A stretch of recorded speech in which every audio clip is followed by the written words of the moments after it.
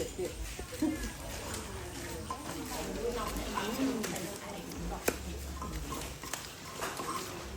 าพี่เราก็หนวดจักรนั่งมึงจ่ามึงจิตใจตามร้องมาทำเราจะอายองค์พ่อหนุ่มชั่วก็ไม่มาคนนั้นที่เราไม่เคยมาที่ลูกกินเจ้าบ้านครับไงจะรู้ไงชื่อเลยจ้าจ้าเลยแม่นเราไอ้ตัวมันไปเลย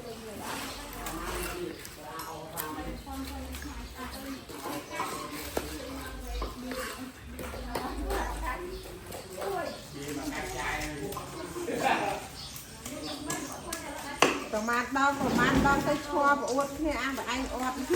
อวดด่าเรื่องจังเอาไปเลยเชื่อแล้วหมดมุมจะมาเนี่ยรอราอยู่บนบนใหญ่ๆดาวตัวละเต้าราตากระเอาอยู่เต้า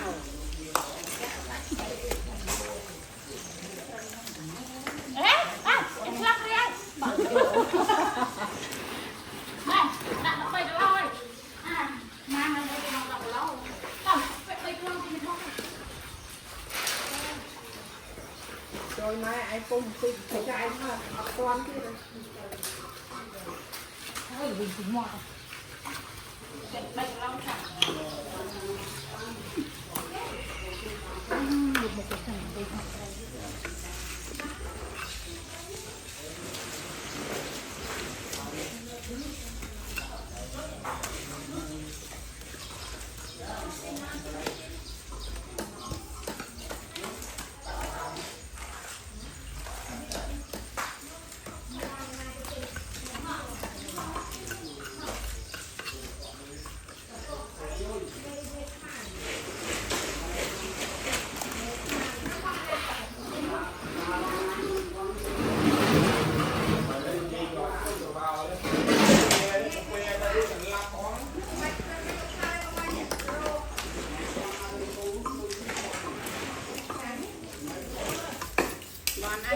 มุ้ยไม่มุ้ยตะทางหนึ่ง